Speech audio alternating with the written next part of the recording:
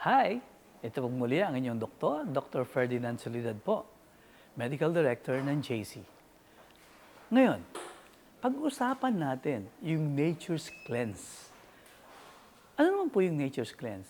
Dito definitely pag-uusapan natin yung power of greens.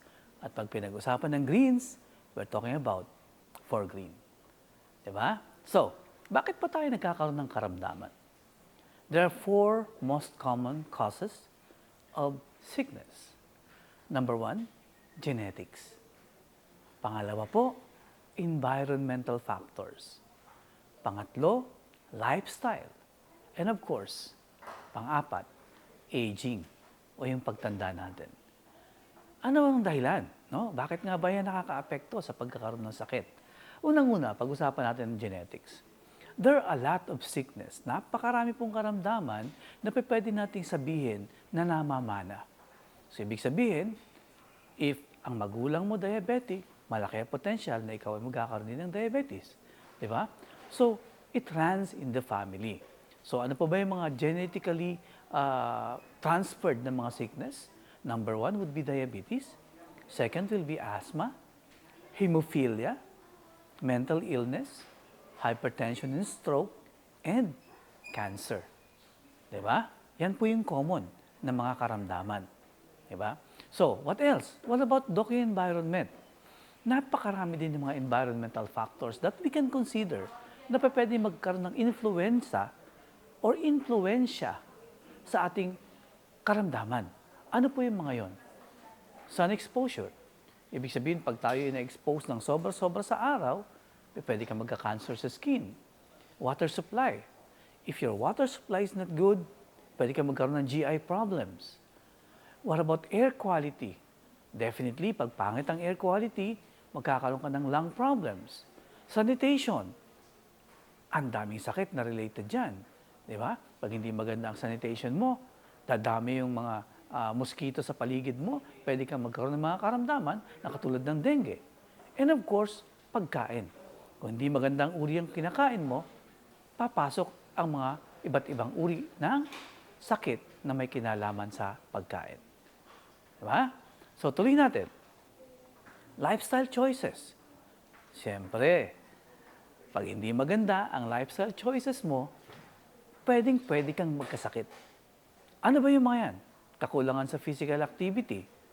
Ito yung mga taong, sabi nga natin, nanonood ng telebisyon, nakaupo, kain-kain lang, di ba? So, definitely, physical inactivity will lead to a different lifestyle sickness.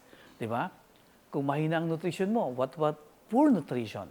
So, ibig sabihin, hindi maganda yung uri ng kinakain mo. Pag hindi maganda yung uri ng kinakain mo, magkakaroon ka din ng karamdaman. What about mga bisyo? We're talking about tobacco use. Naninigarilyo ka. And of course, alcohol abuse. Magkakaroon ka din ng karamdaman, lalong-lalo na sa iyong atay. Diba? So, what else? Aging. Ito wala tayong makagawa rito. Ang pagtanda ay bahagi na ng ating buhay. So, every year, nadagdagan tayo ng edad. Every year, nadagdagan tayo ng edad. So, this is a physiologic process. So, anong gagawin natin? So, pag nagkaedad ka, magkakaroon ka ng susceptibility to sickness. Ano ibig sabihin nun? Maraming karamdaman ang pwedeng dumapo sa iyo. So, ang immune function mo, bababa. So, pwede kang magkasakit. Motor functions mo, hihina. Pwede ka rin magkasakit, sa joints especially. Hihina rin yung functions ng utak mo. Alam nyo ba na may mga utak na lumiliit as you age? So, pag lumiit ang utak mo, there will be neurological problems. So, ganyan po katindi yung epekto ng aging. Okay? So, definitely, those 4, yung 4 pong pinag-usapan natin, sila po yung mga karaniwang factors kung saan nga, masasabi natin na pwede tayong magkaroon ng karamdaman. And understanding those sources, makikita natin ngayon kung bakit may mga iba't ibang uri ng karamdaman globally that trigger sickness. Okay? So, ano-ano po ba yung mga karaniwang sakit? Unang-una, heart disease. Siyempre, hypertension and stroke, binanggit na natin kanina, namamana yan. cancer, namamana yan. Di ba? So, katulad ng hypertension, yung stroke na tinatawag natin, pwedeng matrigger yan because of abnormal blood vessels. Di ba? Lower respiratory tract infections, paghina ng immune system as you age. Di ba? Yung lahi ninyo na tumataas ang asukal because of diabetes. Pwede mag-trigger na tinatawag nating diabetes. Di ba? So, yan po yun. Now, if one green leaf is powerful, tandaan natin ito ulitin nyo. If one green leaf is powerful, what more kung apat sila? Di ba? Apat sila. So, ito po yung sagot dun sa mga pinag-usapan natin. We have to know for green. Diba? Bakit tinawag na for green? Kasi po, may apat na component. Ano-ano po yung mga yon? We have ampalaya, we have malunggay, we have lagundi, and we have wheatgrass. Diba? So, ano naman ang benepisyo makukuha mo dito? Unang-una, when you talk about malunggay, it's known as Moringa oleifera. Diba? Itong Moringa oleifera na to, na binabanggit natin, sobrang nutritious nito. Sobrang tindi ng sustansyang ibinibigay sa ating katawan. In fact, kung nanonood kayo, ito, just an adlib kung nanonood kayo ng papay, anong kinakain ni papay? Spinach. Pakainin mo si Brutus ng malunggay, sigurado talo si papay. Bakit? Mas maraming nutrisyon ang makukuha mo sa malunggay kesa sa spinach. Ayan, that's trivia for you. So, ibig sabihin, mas maganda pala at healthy, no? More nutritious yung ating malunggay. Okay. So, ano mga karaniwang benefit na makukuha natin dito? Okay. Rich in vitamins, vitamin A, vitamin C, minerals like iron, calcium, antioxidants, and a lot of amino acids. Ano ba yung karaniwang gamit nito? Alam niyo po, sa probinsya, karaniwan gamit nito, unang-una, pagbuntis, di ba? Ano sasabihin? Oh, magmalunggay ka para dumami gatas mo. Di ba? Totoo yun. Nakapagpataas ng gatas sa isang ina. Okay? It's also known as anti-inflammatory, pangtanggal ng pamamaga, a good antioxidant, and antimicrobial. So, ibig sabihin, pang-control ng infection. What about as a supplement? Anong benepisyo nito? Immune booster. That's one. Diba? Anti-inflammatory. And of course, overall health. Dahil being nutritious, sabi ko nga sa inyo kanina, sa probinsya, anong ginasabi? Pampagatas. Diba? So, napakarami pong benepisyo ng malunggay. Those are only a few of the benefits that we get out of this product. Okay? Now, sa mga pag-aaral po, sinabi na ang moringa ay isang napakagandang uri ng gulay dahil po ito ay may napakaraming komposisyon. May mga bioactive substance na available dito at napakaraming benepisyo sa kalusugan. Particular na saan? Antioxidants. Di ba? Yung antioxidants na meron dito, it will trigger increase in our immune response. It will trigger control of any sickness na pwedeng ibigay sa ating katawan ng pagdami ng tinatawag nating free radicals. Di ba? Ano ang pangontra ng free radicals? Antioxidants. Ayan, di ba? So, what about the other greens? Siyempre, ampalaya. When we talk about ampalaya, known as bitter gourd or Momordica charantia, di ba? Ito po ay kilalang uri ng gulay. And napakarami ding benepisyo sa ating kalusugan. Unang-una, pag tinanong mo ang ampalaya, anong maiisip mo? Mapait. Di ba? Mapait talaga. Sobrang, pag kinain mo siya, very distinct yun, na mayroong kapaitan talaga itong gulay na ito. Di ba?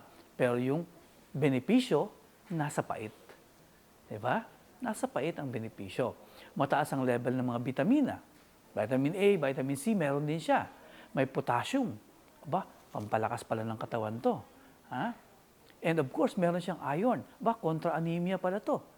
And meron siyang mga compounds or bioactive compounds or antioxidants na kung tawagin ay flavonoids and alkaloids. Ayan. So, what else?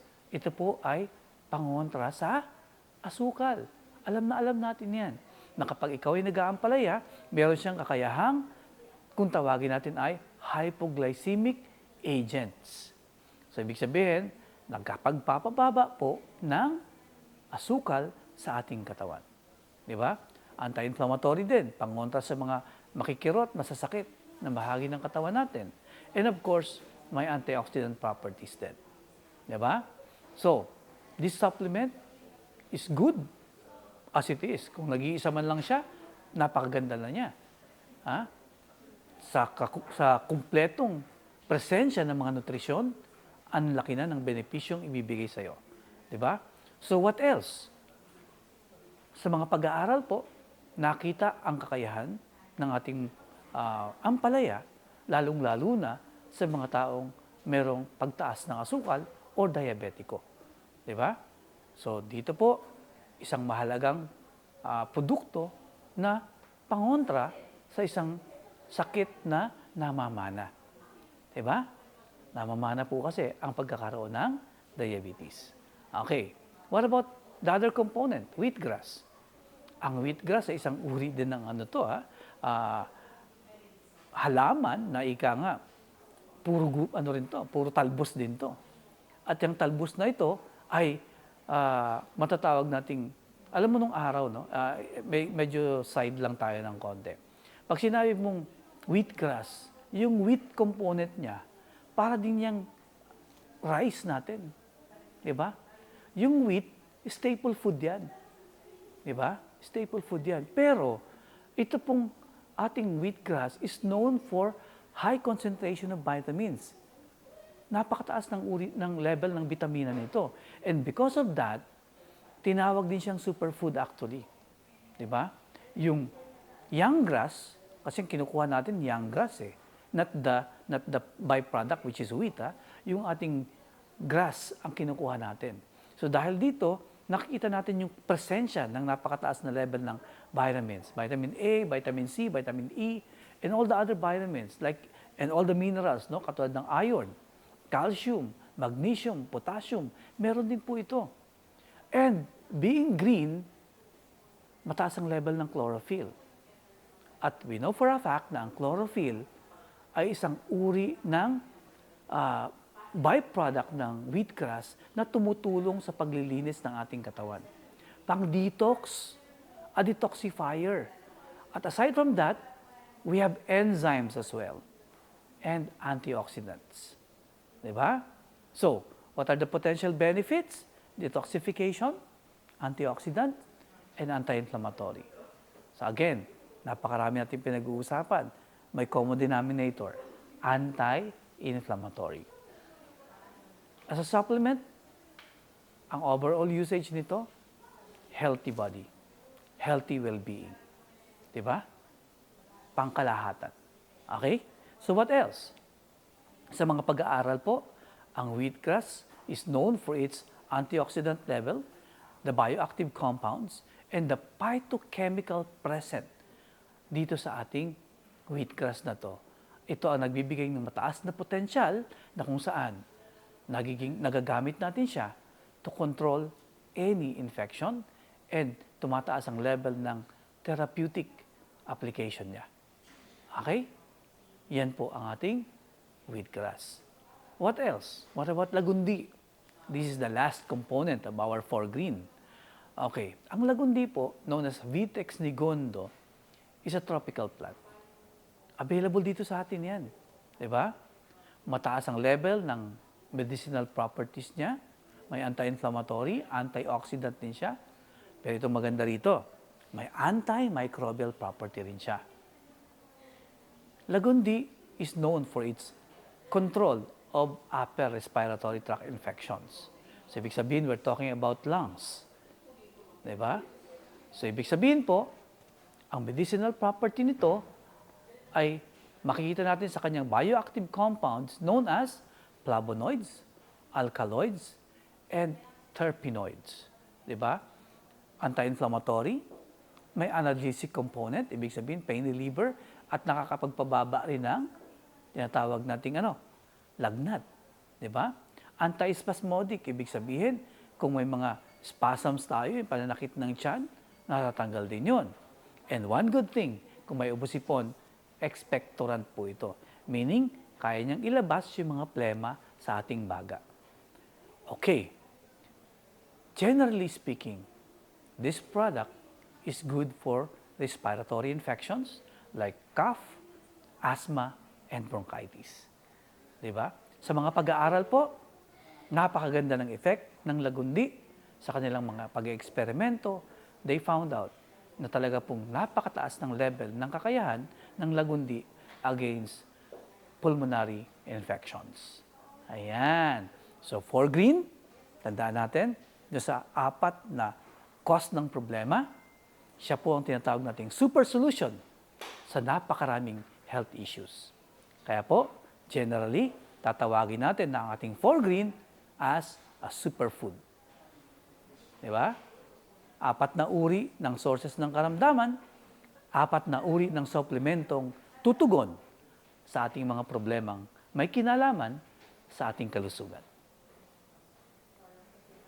Now, how does Forgreen help against heart disease and CBA? Ang chlorophyll po at saka yung presence ng insoluble fibers niya tumutulong po sa pag-detoxify ng ating atay at ng ating dugo. Ang ampalaya at lagundi definitely tumutulong sa pagpababa ng bad cholesterol and definitely pag mababa ang bad cholesterol mo, bababa din ang iyong blood pressure. What about ampalaya? It inhibits cancer. Alam niyo po, napakadaming uri ng cancer na pwede niyang tulungan. Breast cancer, prostate cancer, head and neck, tongue, kasama po yan. And ang malupit po dito, napapababa niya ang potensyal na pagkakaroon ng cancer sa mga areas na to by 50%. Ang wheatgrass po, tinatanggal niya yung lagnat. Nakokontrol niya yung paglalagnat ng mga taong merong cancer. Lalong-lalo na po yung mga taong nag-undergo ng chemotherapy. Ang moringa, on the other hand, ay may compound na may kakayahan para tunawin or kontrolin yung tinatawag nating ovarian cancer. Diba? What about lagundi, Doc? Well, tumutulong yan sa mga respiratory problems. And aside from respiratory problems na natutulungan ng lagundi, diba? Marami pang pag-aaral na nakikita na very effective din to sa iba't ibang uri pa ng karamdaman. What about wheatgrass, Doc? Tumutulong ba siya sa respiratory problems? Yes, because of the presence of minerals and vitamins in it. Yung presence ng potassium, magnesium, vitamins A, B, C, and of course, yung mga antioxidant level na mataas, tumutulong po yan sa pagkontrol ng respiratory issues. Okay? So, what about diabetes? Automatic na yan. Pag pinag-usapan natin ang diabetes, ang palaya ang automatic na maiisip natin. Why? Because meron po siyang tinatawag nating insulin-like effect. So, it lowers down the sugar level. Kaya po may tinatawag tayong hypoglycemic effect. Malunggay has the same. Ang malunggay po, meron tinatawag na chlorogenic acid na may kakayahan na i-regulate ang blood sugar level sa ating katawan. Pag pinag-usapan ng iba't ibang health issues, may matutulungan pa ba ang ating Forgreen? Napakarami po. Pag pinag-usapan natin ang fatty liver, antiviral, kayang-kaya po niya kasi nga po meron siyang chlorogenic acid. Okay? May anemia because of a lot of vitamins and minerals present, hypertension, kidney stones, anti-aging, meron din po because of high level of antioxidants. Acne, psoriasis, eczema, cancer, dry eyes, neuroprotection, siyempre yung pagliit ng utak, kaya niyang kontrolin yan. Presence of joints and muscle issues, osteoarthritis, kayang-kaya. Digestive problems, GI tract, ulcerative colitis, we control them. So napakarami po ng kayang tulungan ng ating Forgreen. Now, if you want a greener life, a happy life, wala tayong pag-uusapan. Take for green. Muli po, ito po ang inyong lingkod, Dr. Ferdinand Soledad po, Medical Director ng JC.